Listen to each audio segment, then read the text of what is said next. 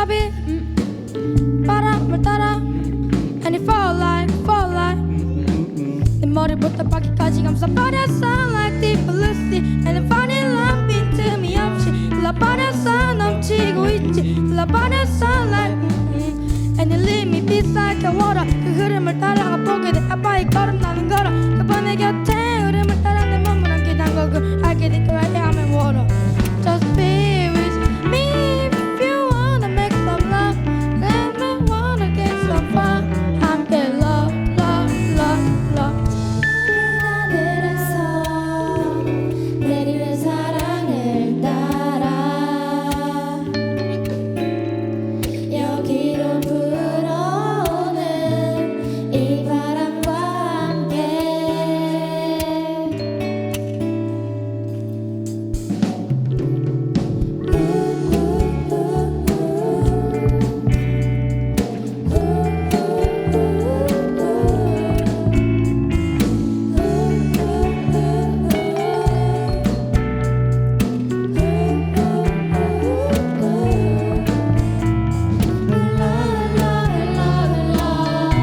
아버지께로 가네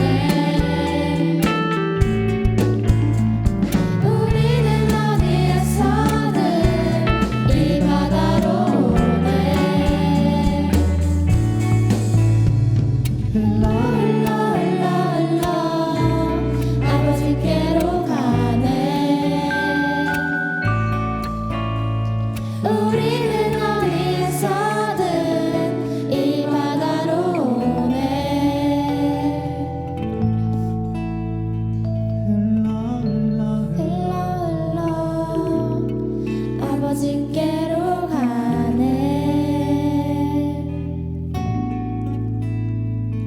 우리는 어디에서든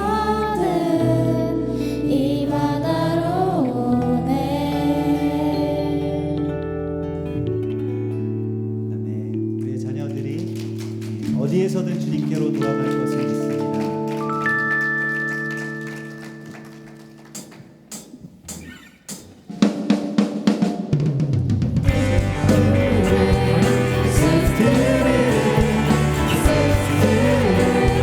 주님 나의 발을 사슴과 같이 하사 나로 나의 높은 곳으로 다니게 하여 주시옵소서.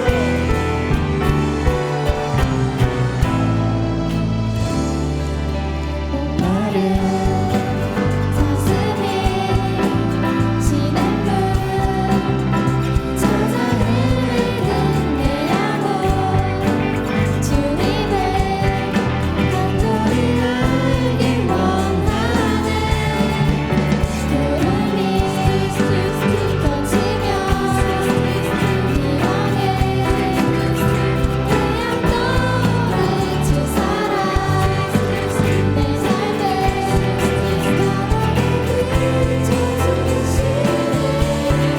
주님의 사랑 날 찾아와 어둠 밝히시네 노래하네 주 볼 때 안전한 곳에 안전한 곳에 날 세우시네 사슴처럼 뛰게 하네 왔으나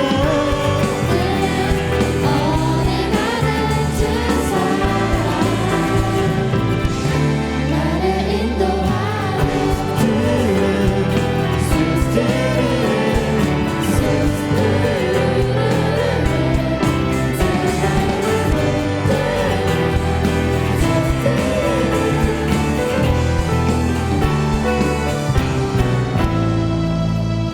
말보다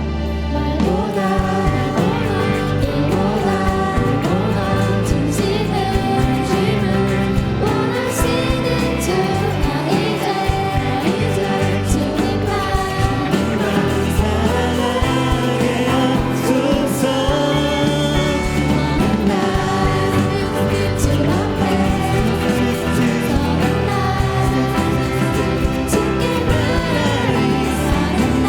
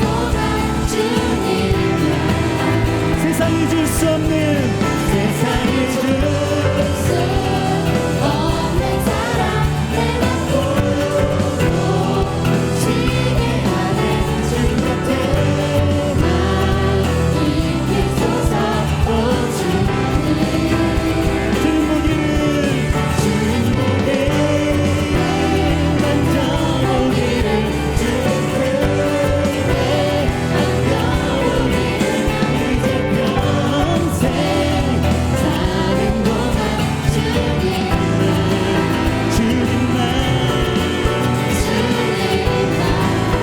주님만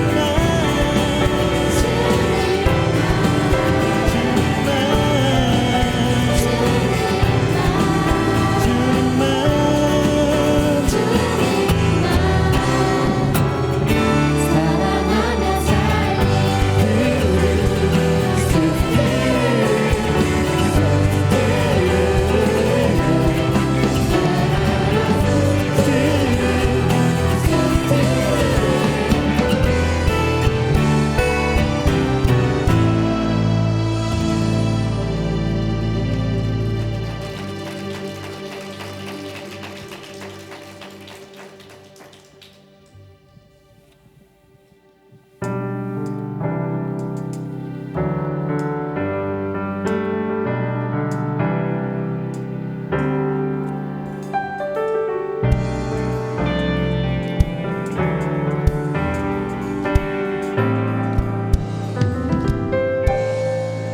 주의 이름 높이며 주의 이름 높이며 주를 찬양하나이다 나를 구하러 오신 주를 기뻐하나이다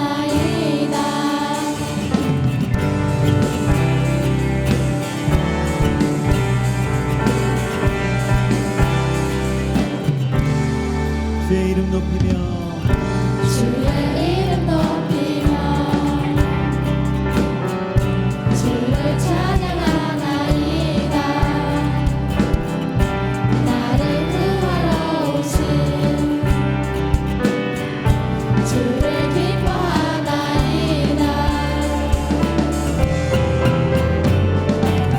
하늘 영광 머리로 이 땅 위에 십자가를 지시고 제사를 무덤에서 일어나 하늘로 올리셨네 주의 이름 높이 하늘 영광 버리고 이 땅 위에 십자가를 지시고 제사를 무덤에서 일어나 하늘로 올리셨네 주의 이름 높이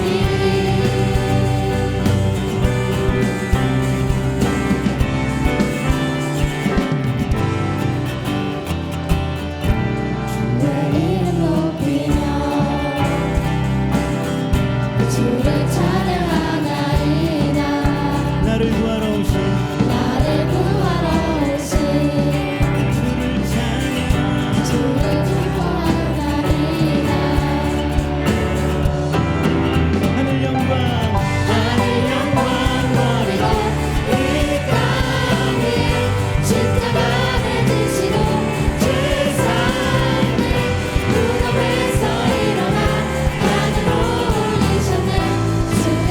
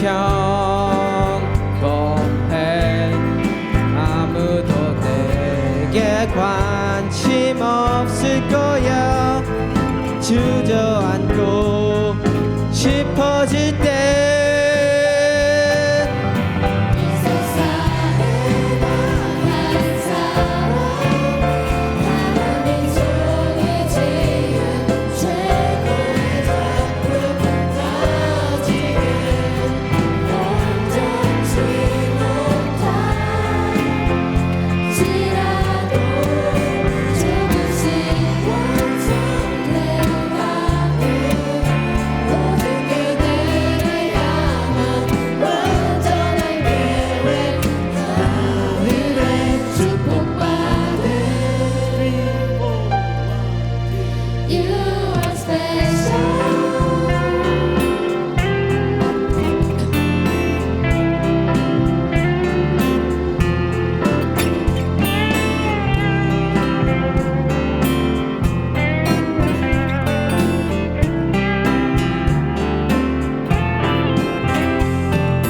기적은 애벌레가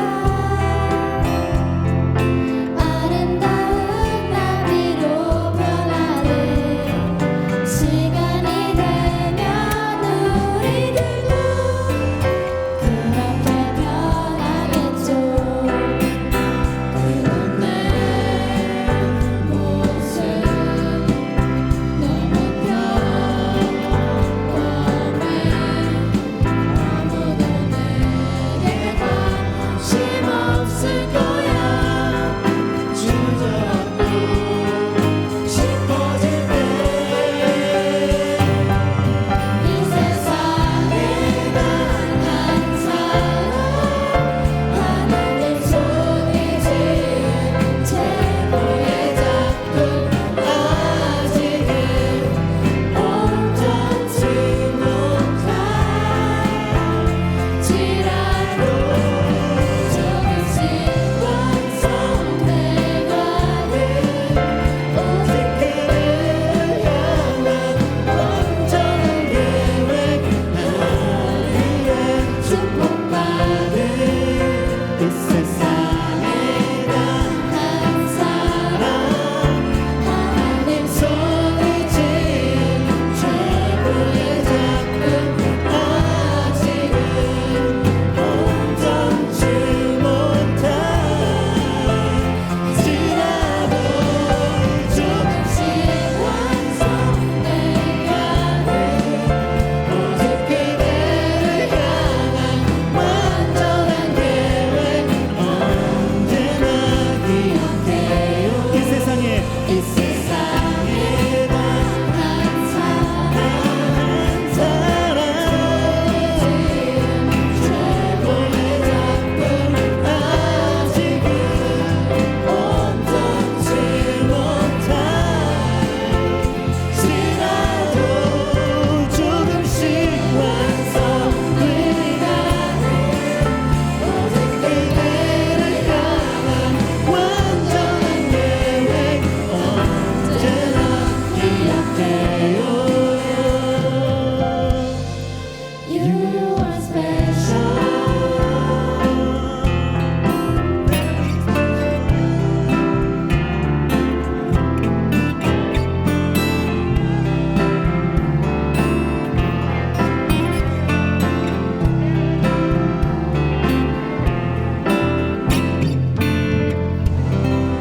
네, 특별한 주님의 자녀들을 주 이름으로 축복합니다.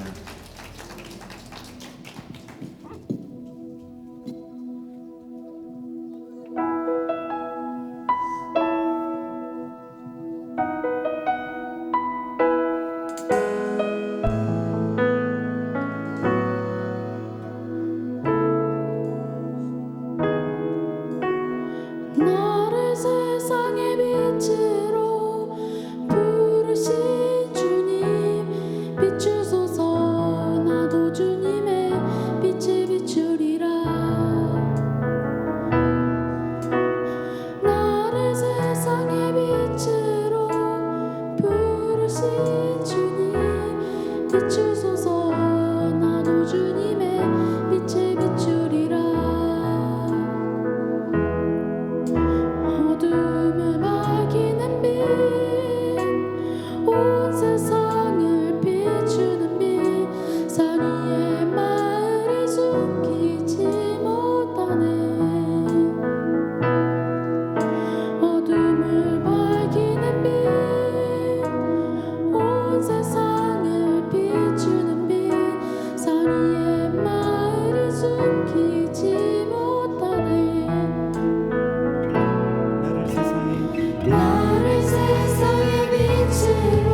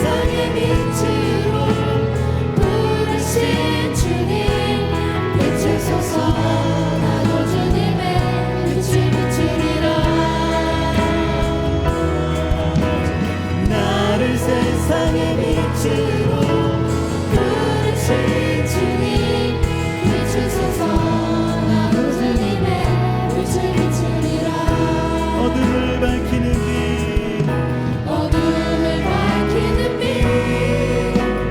온 세상을 비추는 빛 산 위의 마을이 숨기지 못하네 어둠을 밝히는 빛 온 세상을 비추는 빛 산 위의 마을이 숨기지 못하네 어둠을 밝히는 빛 온 세상을 비추는 빛 산 위의 마을이 숨기지 못하네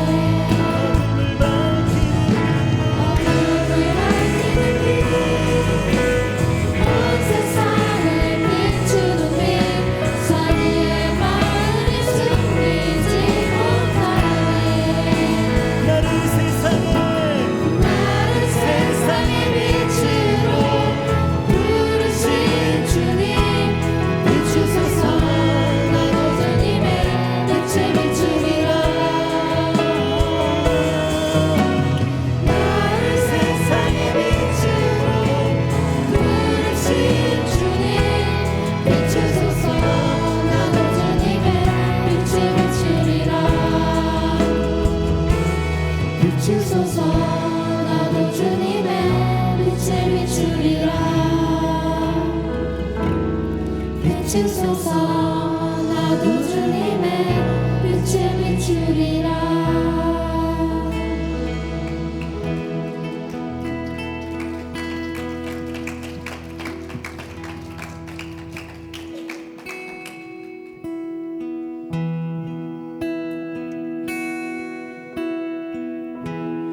나의 부르심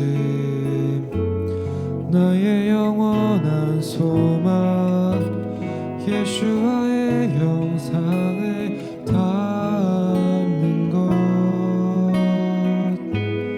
나의 목적 나의 높은 부르심 세상을 뒤로 하고 주 위에 사는 것 덮으소서 주 거룩한 품에 품으소서 이곳이나 속한 곳 예수와 이끄소서 주 얼굴 보기 위해 은밀한 곳으로 내가 나아갑니다 나의 부르심 나의 영원한 소망 예수와의 영상을 담는 것 나의 목적 나의 높은 부르심 세상을 뒤로 하고 주 위에 사는 것 덮으소서 덮으소서 주 거룩한 품에 품으소서 이곳이나 속한 곳 예수와 이끄소서 주 얼굴 보기 위해 은밀한 곳으로 내가 나아가 덮으소서 덮으소서 주 거룩한 품에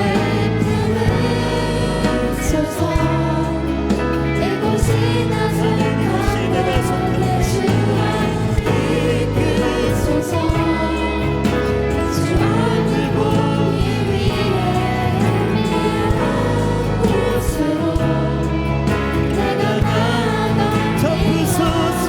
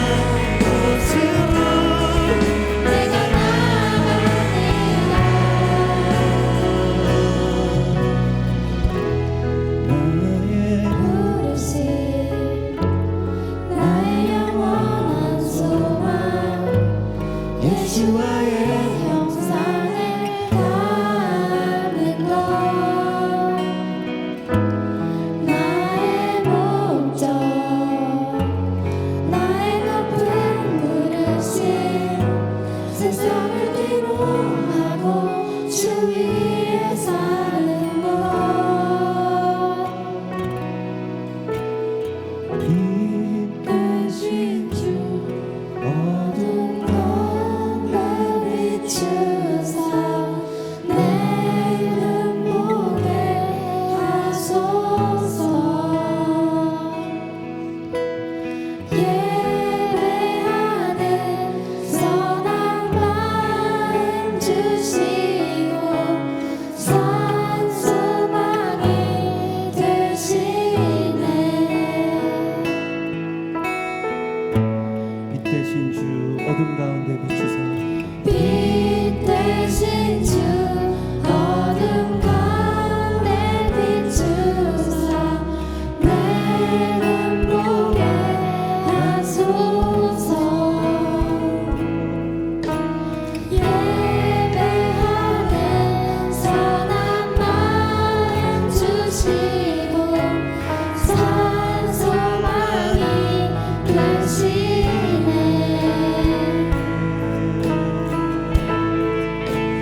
주를 경배하리 엎드려 절하며 고백해 주 나의 하나님 오 사랑스런 주님 존귀한 예수와 아름답고 놀라우신 주 주를 경배하리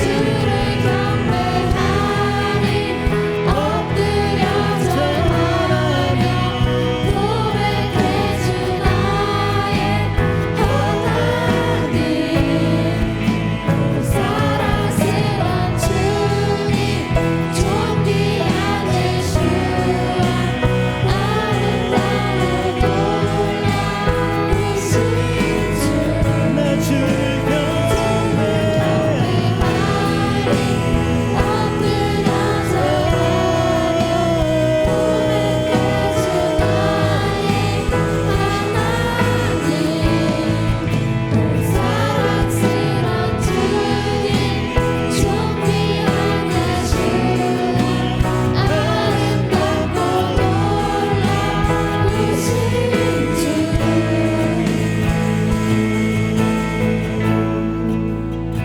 만유의 높임을 받으소서 영광 중에 계신 주 겸손하게 이 땅에 임하신 주 높여 찬양하리라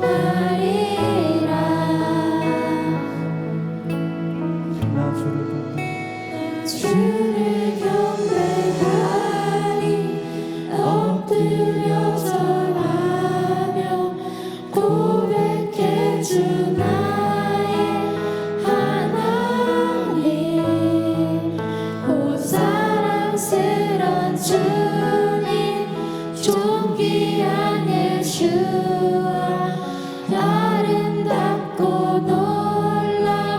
놀라우신 주 나 주를 경배하리 엎드려 절하며 고백해 주 나의 하나님 오 사랑스런 주님 존귀한 예수와 아름답고 놀라우신 주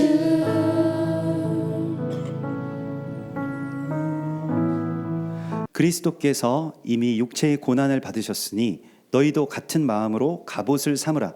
이는 육체의 고난을 받은 자는 죄를 그쳤음이니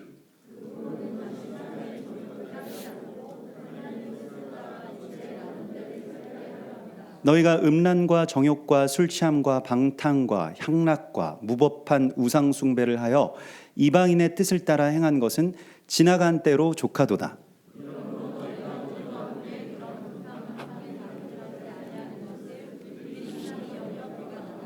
그들이 산자와 죽은 자를 심판하기로 예비하신 이에게 사실대로 고하리라.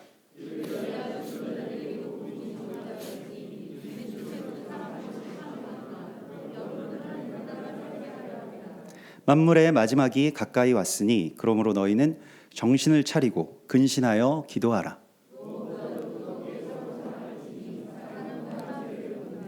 서로 대접하기를 원망 없이 하고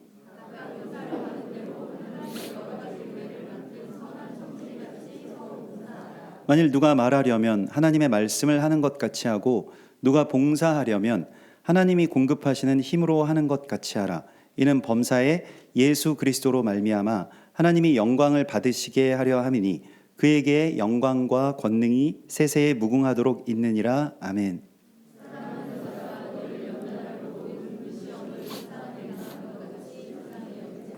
오히려 너희가 그리스도의 고난에 참여하는 것으로 즐거워하라. 이는 그의 영광을 나타내실 때에 너희로 즐거워하고 기뻐하게 하려 함이라.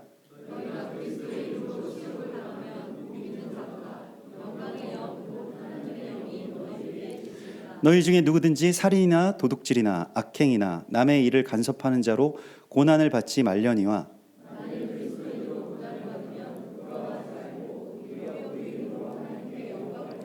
하나님의 집에서 심판을 시작할 때가 되었나니 만일 우리에게 먼저 하면 하나님의 복음을 순종하지 아니하는 자들의 그 마지막은 어떠하며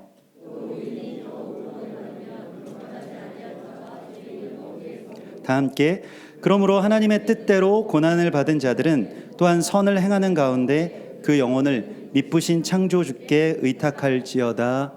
아멘. 아까 전에 우리 같이 예배했던 청소년들 다 어디 갔죠? 친구들 어디 갔니? 예, 밑에 있는 친구들아, 여기로 올라와라. 예, 항상 그 땡땡이의 영이 우리 아이들을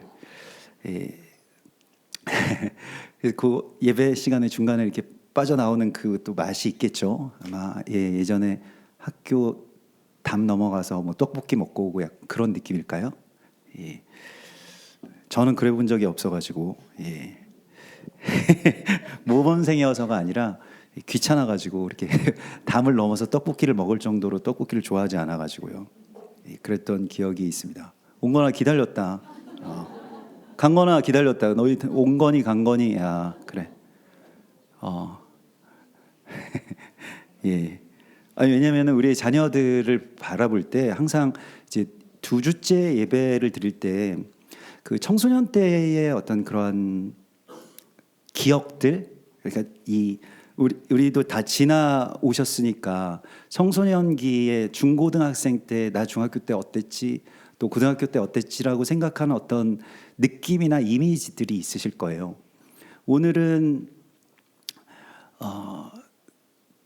저의 청소년기의 기억 가운데 많은 부분을 차지하고 있는 어떤 감각 하나를 우리가 같이 나누려고 합니다. 그게 바로 아픔입니다. 고통. 청소년기 때 받았던 아픔에 대해서 여러분들은 뭐 기억나시는 게 있을지 모르겠는데요.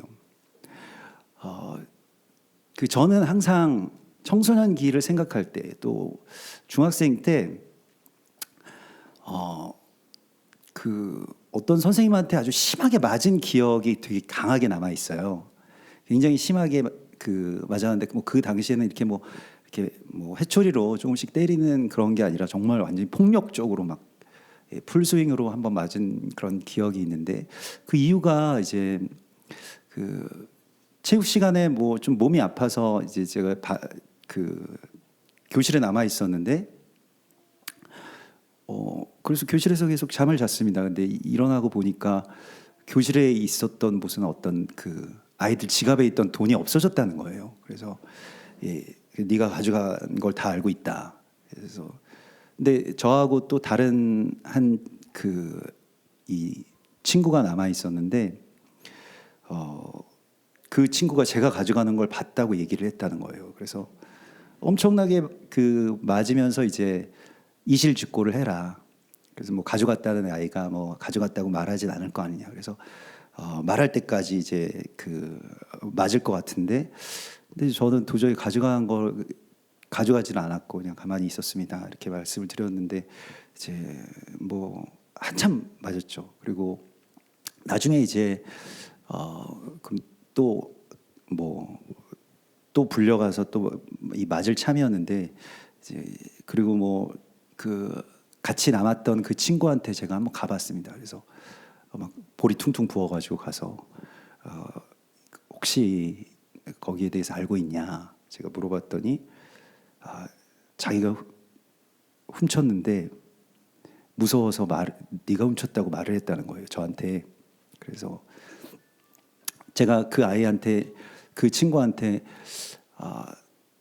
네가 어떤 말을 하든지 간에 내가 절대로 선생님한테 안 잃을 테니 나한테만 얘기해다오. 내가 억울해서 그런다. 그랬더니 자기가 이제 훔쳤다는 거예요. 그래서 알겠다고 그러면 됐다고 그냥 그렇게 하고 이제 아무 말도 안 하고 이제 말았습니다. 그래서 뭐 또 불려가서 맞으면 그냥 맞아야지 이런 생각을 하고 있었는데 선생님이 저를 때렸던 선생님이 부르시더니 누군지 밝혀졌다고. 그래서 뭐 다른 경로로 그걸 알게 됐다고 뭐 미안하다고 이렇게 조용히 사과를 하시더라고요. 그래서 알겠다고 뭐 괜찮다고 이렇게 말씀드리고 그냥 왔는데 그 감각이 지금까지 잊혀지질 않습니다. 그래서 그렇게 뭐 어떤 고통을 받았던 감각이기 때문에 그런지 몰라도요. 중고등학교 때를 생각하면 몇 가지 남는 생각이나 어떤 추억들이 고통과 관련된 이야기가 굉장히 많이 있는 것 같아요.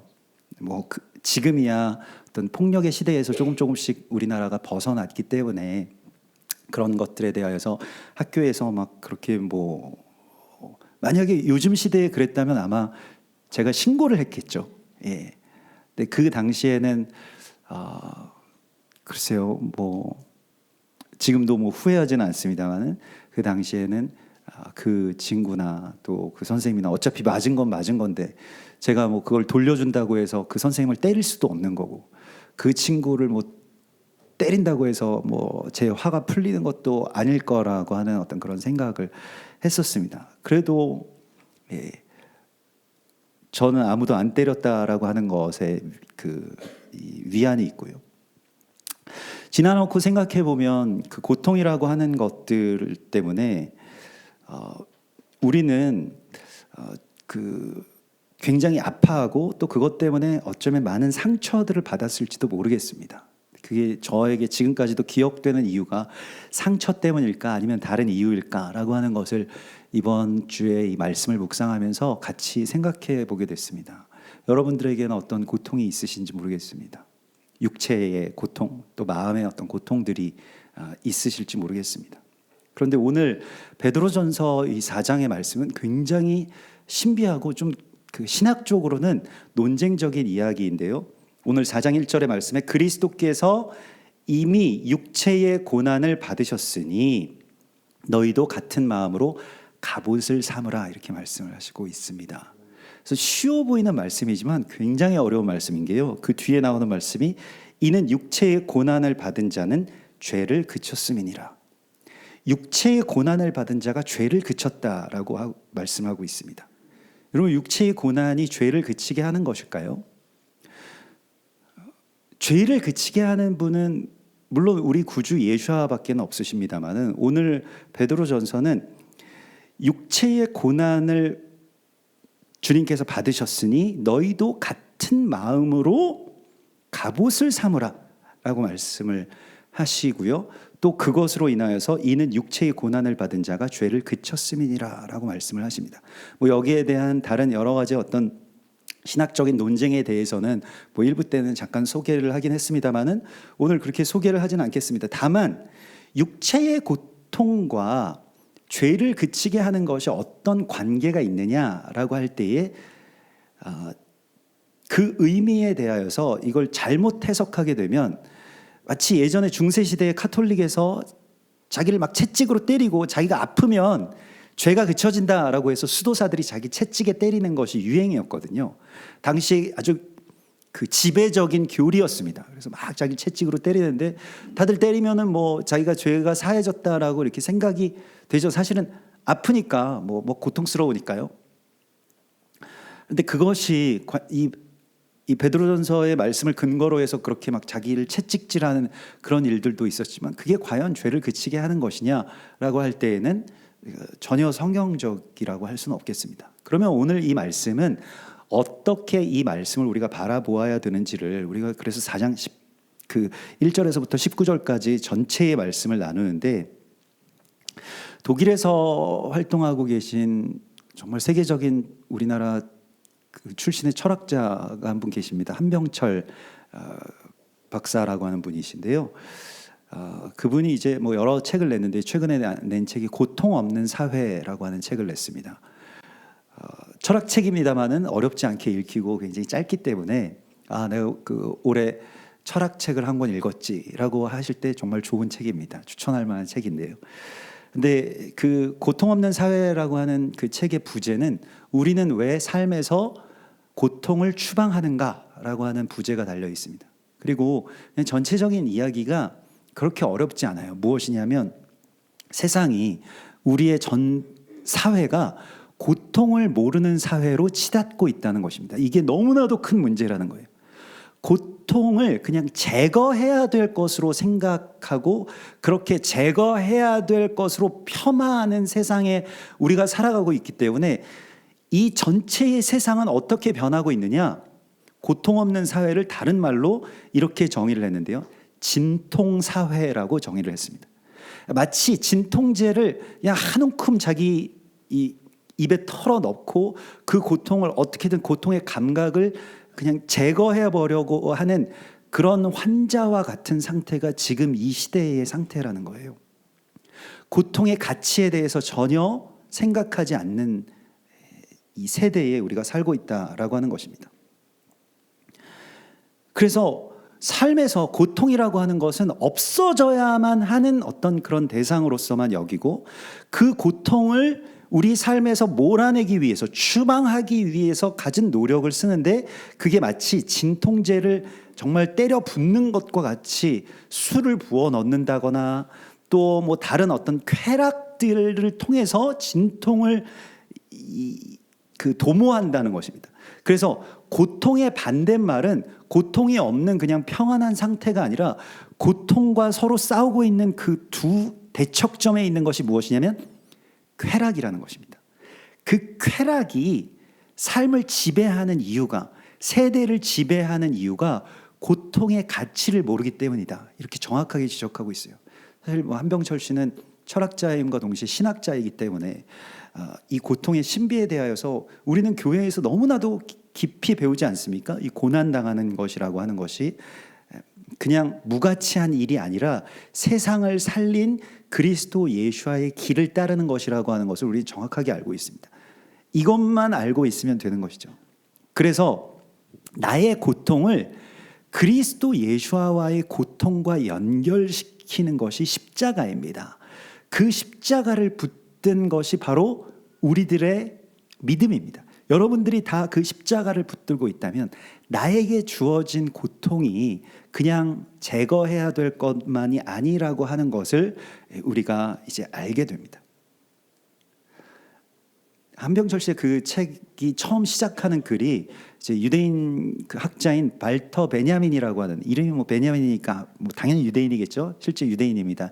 발터 베냐민이라고 하는 굉장히 유명한 학자의 글을 인용하고 있는데요. 그 글은 이렇습니다. 인간에게는 몸의 모든 느낌들 가운데 고통만이 배를 타고 운행할 수 있는 강과 같다. 인간이 쾌감을 쫓으려고 애쓰는 곳 어디에서나 쾌감은 막다른 절벽임이 밝혀진다. 이게 발터 베냐민의 이야기입니다.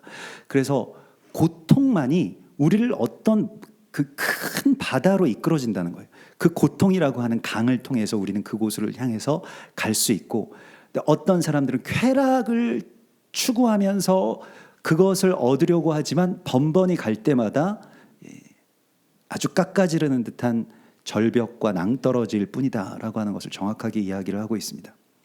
제가 예전에 실제로 프로로 타짜 생활을 하시던 집사님을 제가 알고 있는데, 정말 세상에 가장 밑바닥, 가장 어두운 곳에 정말 마약, 조폭, 도박 뭐 이런 것의 가장 막장에 거기에서 그런 무슨 하우스라고 불리워지는 곳에서 선수로 활동하던 분이셨어요. 근데 그분이 그 가장 밑바닥에서 정말 아무것도 없구나, 아무런 것도 없구나라고 하는 그 가장 밑바닥에서 예수와를 만나서 이제 이 돌이키게 되신 분이었습니다. 그래서 가끔씩 얘기를 해보면 마음에 엄청난 그 감동이 있으세요. 내가 거기서 분명히 어떤 하우스의 어떤 곳에서 뭐 손목이 잘리든 뭐 어떻게 되든 자기가 죽었을 것 같은데 여기 살아서 주님을 찬양하고 있고 또 목사님이랑 말씀을 나누고 있어서 너무 감사하다고 그런 말씀들을 늘상 하셨어요. 우리가 오늘 이 베드로전서의 말씀에서도 고난의 유익에 대하여서 이렇게 말씀을 하시면서 너희가 그 고난을 받는 것에 대한 그리스도 예수와의 마음을 너희의 삶의 갑옷으로 삼으라고 말씀을 하시고 있는 것입니다. 이 1절의 말씀을 보면 세상에 많은 사람들은 상처를 너무 잘 받잖아요. 상처받을 준비가 되어 있고 과거에 있었던 사건이 지금도 계속 나를 상처내고 있고 그 기억들을 떠올릴 때, 그런데 오늘 주님께서는 그 고난의 이야기를 말씀을 하시면서 너희가 그리스도 예수께서 십자가의 고난 앞에서 가지셨던 그 마음이 너희의 갑옷이 될 거야 라고 말씀을 하시고 있는 것입니다. 이 갑옷을 입으라고 말씀을 하십니다. 이렇게 되어야만 내가 누군가가 나를 뭐 때리든 뭐 실제로 뭐 손으로 때리든 말로 때리든 무엇으로 나를 상해한다고 할지라도 내가 그 아픔, 그 고통을 받는 것이 아프거나 아니면 상처가 되는 것이 아닌 승리의 길로 나아가는 영광이 된다라고 하는 것을 오늘 성경은 우리에게 말씀을 하시고 있습니다. 이렇게 되어야만, 그 승리와 그 영광과 연결되어야만 우리가 억울하지 않을 수가 있어요. 제가 맞은 그 매가 억울하지 않을 수가 있는 것입니다. 예수와의 십자가의 고난과 내 몸에 지금 기억되고 있는, 또 감각되고 있는 그 고난이 서로 연결될 때에만 하나님께서 우리 가운데 주신 승리와 그 영광 가운데로 우리가 갈 수 있습니다. 그리고 이것을 우리 가운데 허락하신 분이 곧 예수와이시고 그 십자가의 능력입니다. 그게 연결이 된다는 거예요. 고통이. 그 고통의 길로만 우리는 예수와께로 다다를 수가 있습니다. 그래서 베드로전서 4장 3절에서는 너희가 음란과 정욕과 술 취함과 방탕과 향락과 무법한 우상 숭배를 하여 이방인의 뜻을 따라 행한 것은 지나간 때로 족하도다. 이러므로 너희가 그들과 함께 그런 극한 방탕에 다름박질하지 아니하는 것을 그들이 이상히 여겨 비방하나. 세상에서 만약에 다른 친구들이 같이 우리 담배 한 가지 필까? 이렇게 해서 만약에 안 펴서 너는 왜 그런 극한 방탕함에 다름박질하지 않아? 우리 같이 이 극한 방탕함으로 우리가 가야 친구지라고 하는 것에 대하여서 이상하게 생각하는, 너희를 이상하게 생각하는 것이 그게 정상이라는 거예요. 세상에서 이상한 사람 취급을 받는 것이, 세상 사람들의 풍조를 따르지 않는 것이. 왜냐하면 세상 사람들은 그 고통을 어떻게든 제거해 보기 위해서 쾌락이라고 하는 것을 대적이 던져주는 것을 덥석덥석 물었다라고 하는 것입니다. 그런데 우리는 그 고통 자체를 귀한 하나님의 선물로 여기는 주님의 자녀라는 거예요. 이게 예수께서 우리에게 물려주신 유산입니다. 이 유산이 있으면 고통이라고 하는 것이 반전이 있어요.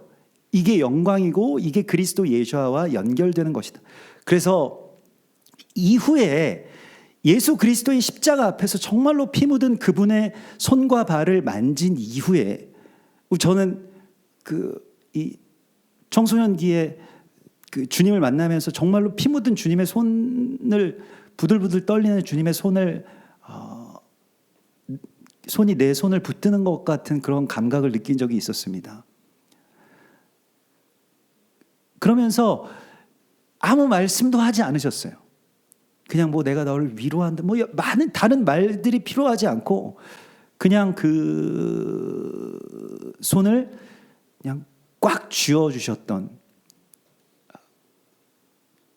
그리고 나를 바라보시는 그 주님의 눈빛은 이제야 비로소 내가 주님과 연결되었구나라고 하는 것을 알게 되었습니다. 그때부터는 고통이라고 하는 것이 더 이상 나에게 상처가 되지 않습니다. 필립 얀 씨가, 저는 뭐 지금 현재 그 활동하고 있는 기독교 작가들 가운데서 정말 아주 최고의 작가라고 할 수가 있겠죠. 근데 그 필립 얀 씨가 자기의 오랜 그 멘토 또 오랜 동역자인 폴 브랜든이라고 하는 영국 의사와 함께 쓴 책이 있습니다. 그게 그 Fearfully Wonderfully라고 하는 영어 제목으로 굉장히 멋있는 그 제목이죠. 그게 주께서 나를 지으심이 심히 기묘하심이니이다라고 하는 그런 책이에요. 그래서 정말 놀랍고도 놀라운, 그런데 그게 나의 몸에 대한 이야기입니다. 그래서 몸에 대한 그런 이야기고, 한국어로 번역되기로는 몸이라는 선물 이렇게 번역이 되었습니다. 그래서 그러면서 거기에 이제 그 한 주제가 통증이라고 하는 것을 선물로 여기는, 그래서 주제의 제목이 통증이라는 선물이라는 제목이고요. 통증이 가장 헌신적으로 몸을 보호하는 기능이라는 거예요. 왜냐하면 통증을 느낀다는 것은 몸의 가장 연약한 부분이 겪고 있는 아픔을 내가 같이 느낄 수 있다는 것입니다. 이게 우리는 거추장스럽고 이거 없애버려야 될 것이라고 생각을 하는데, 실은 이게 어마어마한 축복이라는 거예요. 몸의 통증을 느끼고 있어야 그 몸이 내 몸인 것입니다. 폴 브랜든이라고 하는 의사는 인도의 의료 선교사로 평생을 헌신하셨기 때문에 이 고통이 없는 사람들의 병명을 정확하게 알고 있었습니다. 고통을 겪지 못하는 사람들. 우리는 고통이 감각이 안 되면 무적이라고 생각하는데, 고통이 없는 사람들의 병명이 바로 나병이었습니다. 문둥병. 그래서 레위기에서나 성경 전체, 레위기 전체를 관통하는 어떤 병 고침의 이야기가 제사장에 세워지고 나병 환자가 치유함을 받는다. 이 두 이야기가 같은 이야기로 되어 있지 않습니까? 나병의 치유라고 하는 것이 고통 없는 세상이 고통을 느낄 수 있는 상태로 변화되는 것을 말하는 것입니다. 그래야 가장 연약한, 내 육체의 가장 연약한 부분이 아픈 것이 나에게 느껴져야 내가 어떤 행동을 할 수 있다는 거예요. 내가 자세를 바로 앉을 수 있고. 여러분들이 만약에 고통을 느끼지 못하신다면 지금 앉아 계시는 순간에도 조금씩 몸은 자기 몸을 이렇게 움직이면서 무게중심을 이쪽으로 갔다 저쪽으로 갔다 앞으로 갔다 뒤로 갔다 이렇게 하면서 자기의 고통을 분산시키고 한 연약한 부분의 모든 체중, 모든 하중이 그렇게 완전히 다 뒤집어 씌워지지 않을 수 있도록 그렇게 배려를 한다는 거예요. 이게 고통 때문이라는 것입니다. 그런데 나병 환자들은 그런 고통을 느끼지 못하기 때문에 우리는 굉장히 당연하다라고 생각되는 그 고통의 감각을 느끼지 못하게 되면 그냥 안 아픈 게 아니라 어마어마한 문제들이 생긴다는 것입니다. 허리가 다 망가지고요. 걸어갈 때에도 이상한 자세로 아무리 걸어가도 뭐 다리가 골절돼도 아프지 않기 때문에 골절된 채로 그냥 계속 걷는다는 거예요. 그래서 나중에 다 지체들을 제거해야 되는 지경까지 이르러서도 감각이 돌아오지 않는, 그것 때문에 정말로 이 나병의 어떤 치유를 위해서 여러 애를 쓰시던 그 의사의 어떤 증언이기 때문에 그들에게 가장 절실한 것이 무엇이냐면 바로 통증이라는 거예요. 통증을 느꼈을 때 너무너무 축하한다는 거예요. 선생님 제가 발가락이 아파요 라고 할 때에 어마어마하게 감동한다는 것입니다. 그래서 우리에게도 고통이 우리에게 있어서 얼마나 큰 가치고 하나님이 우리 가운데 주신 엄청난 선물, 유산이라고 하는 것인지를 알아야 된다라고 하는 것이 바로 그 책의 어떤 주제입니다. 오늘 베드로전서라고 하는 책이나 또 고통 없는 사회라고 하는 한병철 씨의 책이나 필립 얀시의 몸이라고 하는 선물에 대한 것의 모든 주제는 고통이라고 하는 것만이 우리를 그리스도 예수와의 삶으로 이끌어주는 그런 유일한 통로라고 하는 것을 계속해서 말씀을 하십니다. 주님께서는 당신의 피 묻은 발자국을 보고 우리에게 피하라고 말씀하시지 않았습니다. 여러분들에게 피하라고 하시지 않았어요. 그걸 보고 따라오라고 말씀하십니다. 그리스도께로 다다를 수 있는 유일한 길이 바로 그 고통이 있기 때문입니다. 오늘 이 말씀에서도 사랑하는 자들아 12절의 말씀에 너희를 연단하려고 오는 불시험을 이상한 일 당하는 것 같이 이상히 여기지 말고 오히려 너희가 그리스도의 고난에 참여하는 것으로 즐거워하라. 이는 그의 영광을 나타내실 때에 너희로 즐거워하고 기뻐하게 하려 함이라. 나에게 어떤 고통이 느껴지거든 그 고통이 그리스도 예수와의 영광과 연결된다라고 하는 것을 우리가 알기만 하면 그 고통은 물론 아프지만 기쁨이 됩니다. 십자가에서 예수께서 안 아프셨기 때문에 견디실 수 있는 게 아니에요. 십자가의 예수께서는 그 사랑 때문에 그 고통을 견뎌내신 것입니다. 그래서 고난이라고 하는 것을 헬라말로 파스토라고 하는데 이 파스토는 고난받다라고 하는 뜻과 함께 영향받다라고 하는 뜻을 갖고 있습니다. 예수와께 우리가 영향을 받고 예수와 연결되는 것이 바로 이 고난을 통해서이고요. 우리가 그리스도인으로서 고난을 받으면 그것을 통해서 주님은 우리에게 어떤 말씀이 육신이 되는 그 일들을 행하고 계시다라고 말씀을 하시고 있습니다. 시편 119편에서도요 같은 이야기가 나오는데 119편 70절에 그들의 마음은 살쪄서 기름덩이 같으나 나는 주의 법을 즐거워하나이다. 고난당한 것이 내게 유익이라. 이로 말미암아 내가 주의 율례들을 배우게 되었나이다. 이렇게 말씀하고 있습니다. 그러니까 우리가 마음이 살쪄서 다른 어떤 쾌락으로 말미암아서 쾌락을 막 때려 부어서 고통을 잊으려고 하는 이 세상 속에서 정말 실제로 뭐 우리의 이 자녀 세대들 지금 막 대중화되고 있는 이 마약 이런 문제들이 정말 우리 앞에까지 다가왔죠. 우리의 자녀들이 지금 뭐 밖에 나가면 무방비로 노출될 것 같은 그러한 모든 일들 앞에 있죠. 근데 그걸 하지 말아라 하는 것 이전에 그 이전에 그러한 어떤 이 말도 안 되는 그런 그 고통을 제거하기 위한 쾌락의 진통제를 부어넣기 위해서 그걸 파멸로 치닫게 하기 위해서 대적이 주는 그 알약을 받아먹지 않을 수 있기 위해서는 그리스도 예수와의 그 십자가의 그 예수와를 붙들어야만 된다는 것입니다. 그분을 만나야 된다는 것입니다. 우리 자녀들이 꼭 만나야 되겠습니다. 그분을 꼭 만나야만 이 모든 것들이 자기들에게 있어서의 어떤 고통과 상처가 아니라 나에게 상처 주었던 사람들, 상처 받았던 기억들, 고통스러운 어떤 현실들 이런 것들이 그리스도 예수와 내가 연결되어 있는 증거라고 하는 것을 알 때에만 그때에만 주님의 승리가 우리 가운데 열린다는 것을 하나님 오늘 우리에게 말씀을 하십니다. 그래서 만물의 마지막이 가까워왔기 때문에 너희는 정신을 차리고 근신하여 기도하라. 8절에 무엇보다도 서로 뜨겁게 사랑할지니 사랑은 허다한 죄를 덮느니라 이렇게 말씀을 하시면서 자 이제 고통을 통해서 우리가 해산해야 될 것이 바로 사랑이라고 하는 것을 분명히 말씀하시고 있습니다. 사랑만이 고난과 직접적으로 연결됩니다.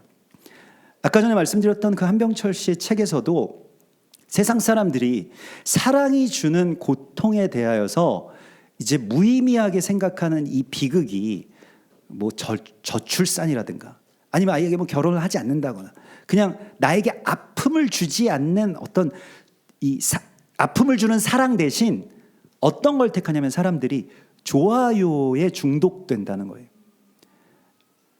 좋아요의 세상에서는 우리 모든 것 뭐 유튜브도 그렇고 뭐 인스타도 그렇고 다 좋아요의 세상이죠. 좋아요의 세상에서는 고통이라고 하는 것의 감각을 제거해 버립니다. 그리고 그냥 좋아요. 근데 그것은 사랑이 아니라는 것입니다. 사랑이라고 하는 것은 반드시 고통이라고 하는 대가를 치러야만 받아낼 수 있는 열매입니다. 이걸 분명히 우리가 기억해야만 앞으로 누군가를 사랑하고 가족들을 사랑하고 자녀들을 사랑하는 그 사랑이 나에게 고통이 될지라도 사실 고통이죠. 그런데 그 고통보다 더 큰 기쁨이 있다라고 하는 것을, 더 큰 영광이 있다라고 하는 것을 아는 사람들만 그 고통을 감내할 수 있다라고 하는 것이죠. 고통받고 싶지 않아서 사랑하지 않는 세상이 되어버렸다는 거예요. 그런데 어떻습니까? 예수께서는 사랑하기 위해서 고통을 받으셨습니다. 이게 세상이 가는 길과 우리가 가는 길의 결정적인 차이라는 거예요. 세상이 여러분들 앞에, 특별히 우리 중고등학생들 앞에 어떤 고통을 가져오게 될지도 모릅니다. 어떤 고통을 앞으로 느끼게 될지도 모르겠어요. 그러나 그 고통이 있을 때 피하거나 상처받지 말고 예수 그리스도와 내가 지금 연결되는 중이구나 라고 하는 것을 느끼라고 말씀하고 있습니다. 그 감각들을, 그 신경들을 하나씩 하나씩 주님께서 연결시키실 거예요. 그래서 그때마다 나 너무 아픈데, 너무 나 상처받았는데, 이렇게 하지 말고 예수께 한 걸음 더 다가갔구나 라고 하는 것을 깨달으라고 말씀을 하시고 있습니다. 여러분, 사랑이 가장 아픈 고통과 연결되어 있어요. 여러분들의 고통을 한번 묵상해 보십시오. 여러분들은 어떤 고통을 느끼십니까? 저는 때때로 이제 허리에 통증이 있을 때마다 예전에 아주 가장 크게 허리가 정말 끊어질 듯이 아팠던 그때가 기억이 납니다. 그게 이 동일본 대지진이 있었던 바로 그 시간이었는데요. 그때 이제 아무런 감각 없이 그런 허리가 아플 아무런 이유가 없었어요. 그런데 이제 예배를 드리기 위해서, 설교를 하기 위해서 올라가기 직전이었는데 갑자기 허리가 끊어질 듯이 아파왔습니다. 그래서 이 허리가 뭔가 이상이 생긴 거 아닌가, 정말 부러진 게 아닌가 싶을 정도로 너무너무 아파서 이 강대상을 붙들고 간신히 그 설교를 마치고 이제 내려왔는데, 집에 돌아가 보니까 일본에서 일어난 어마어마한 지진과 거기에서 죽어가는 사람들의 모습이 보였습니다. 그러면서 이제 일본 지도를 보니까 꼭 제 허리처럼 생겼더라고요. 막 뒤틀리고 또 어긋나 버린 그 땅의 모습들과 제 허리의 아픔들과 연결되어 있나 보다, 이렇게 생각이 되고, 그 이후로부터 허리에 통증이 느껴질 때마다, 물론 고통스럽지만 항상 일본을 위해서 기도합니다. 또 때로는 머리가 아파서 편두통이 생기고 아침마다 머리가 아플 때에는 또 이 몸의 머리와도 같은, 또 머리의 역할을 하는 이스라엘을 향한 어떤 묵상을 또 하기 시작합니다. 그리고 실제로 제 몸에서도요, 내가 왜 여기가 아프지라고 하는 것이요, 몸이 보내는 이 신호에 대하여서 무시하거나 그냥 간단하게 무언가 알약을 집어넣고 그것을 제거해 버리기보다는 왜 아픈지를 한번 생각하고 하나님께 묻습니다. 하나님, 제가 여기가 아픈데 저는 왜 아픈 건가요? 이게 고통스럽고 이 고통의 정도는 이러이러합니다. 저는 왜 아플까요? 라고 하는 것을요. 그러면 때때로는 육체가 좀 잘못된 어떤 생활 습관이나 아니면 잘못된 자세나, 저도 지금도 목이 아프면 이제 생각을 해보면, 목이 이 무거운 머리를 들고 또 이상한 자세로 계속 숙인 채로 다녀서 이제 어마어마한 하중을 받았을 텐데, 그럼 목이 보내는 신호잖아요. 좀 허리 좀 펴, 목 좀 펴, 얼굴 좀 들고 다녀, 휴대폰 너무 많이 보지 마, 이러한 신호잖아요. 그런 신호들에 대하여서 내가 좀 같이 생각하고, 그 연약한 지체들이 주는 그러한 신호들을 내가 감각하고, 또 주님과 연결되어 있는 이 세상과 나의 몸도 연결되어 있고, 나의 육체도, 나의 삶도 연결되어 있기 때문에, 그렇죠, 주님께서 아프시죠. 주님, 이스라엘이 아프죠. 일본이 아프죠. 북한이 아프죠. 라고 하는 것에 대한 감각을, 그 고통을 통해서 나에게로 가져오라고 말씀을 하시고 있습니다. 이 고통이 십자가의 예수께서 우리의 삶의 고통과 연결시켜 놓으셨습니다. 그래서 우리는 이제 그리스도 예수와의 고난을 유산으로 받은 자들이라고 말씀하십니다. 로마서 8장 17절의 말씀인데요. 자녀이면 또한 상속자니, 하나님의 상속자요. 하나님의 우리가 상속자래요. 재벌 2세, 3세처럼. 하나님이 뭘 물려주셨대, 너한테. 굉장히 큰 걸 물려주셨대. 뭘 물려주셨을까? 우리가 함께 그와 영광을 받기 위해서 고난을 함께 상속하였느니라, 이렇게 말씀하십니다. 주님이 우리에게 물려주시는 고난이 있을 거예요. 앞으로도 있을 겁니다. 많은 고난을 물려주시는 분들도 있을 겁니다. 좀 더 많이 받았다고 생각하세요.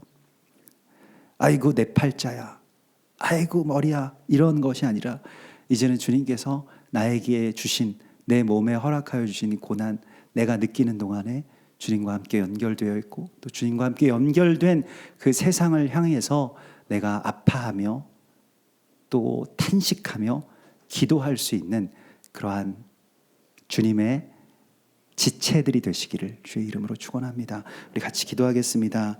주님 감사합니다. 우리들 살아가면서 받게 되는 많은 고통의 이야기들이 더 이상 나의 고난, 그저 나의 고생이 되지 않게 하시고 그리스도 예수와 연결된 영광이 되게 하여 주실 것을 믿습니다. 내가 받은 모든 고통과 또 모든 일들이 나의 삶의 상처가 아닌 그리스도 예수와의 살아계심을 증거하는 영광이 되게 하여 주시옵소서. 우리의 자녀들이 앞으로 살아갈 이 세상 가운데서 쾌락을 선택하는 대신 그리스도 예수와의 고난을 붙들고 그 십자가의 길로 한 걸음 한 걸음씩 함께 동행하며 나아갈 수 있기를 소망합니다. 주님 그러한 힘을 주시고 또 이 세상의 그 모든 어려움 가운데서 유혹 가운데서 이길 수 있는 주님의 승리의 이야기들을 우리의 자녀들 안에서 허락하여 주시옵소서. 거룩하신 예수와 메시아의 이름으로 감사하며 기도드리옵나이다.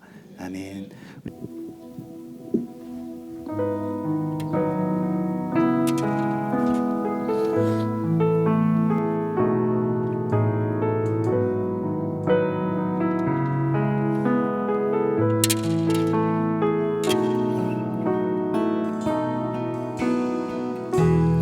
나의 부르심 나의 영원한 소망 예수의 영상을 가네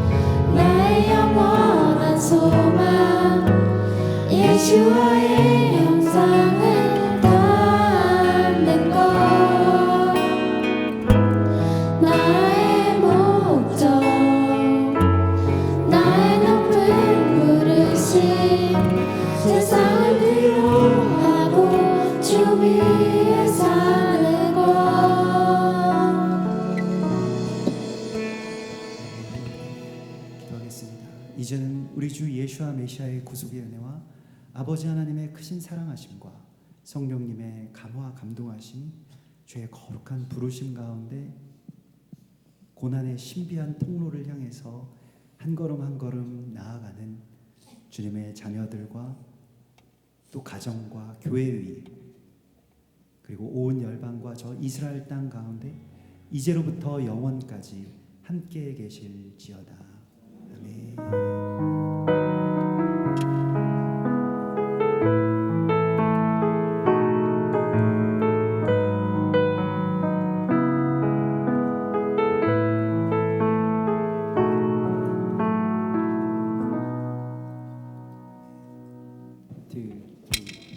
흘러 흘러 흘러 흘러 아버지께로 가네. 우리는 어디에서든 이 바다로 오네. 흘러 흘러 흘러 흘러 아버지께로 가네. 우리는 어디에서든 이 바다로 오네.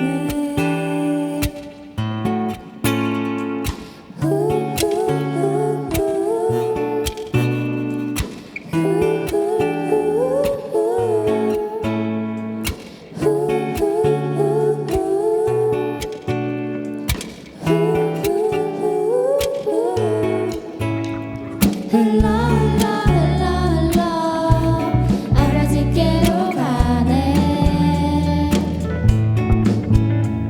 우리는 어디에서든 이 바다로 오네.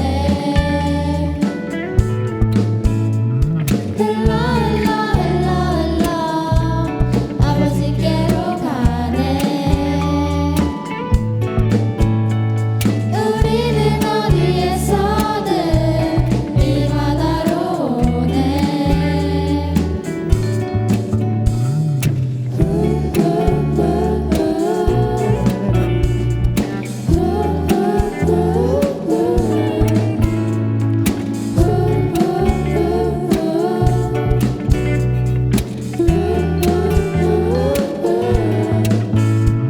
저 넓은 하늘에서 내리는 사랑을 따라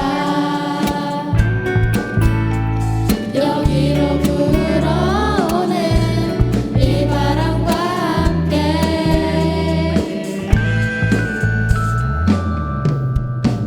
I know you love it. 바람을 따라 and it fall like 내 머리부터 발끝까지 감싸버렸어 like deep blue sea and it fall in love 빈틈이 없이 흘러버렸어. 넘치고 있지 흘러버렸어 like and it feels me beside the water. 그 흐름을 따라가 보게 돼 아빠의 걸어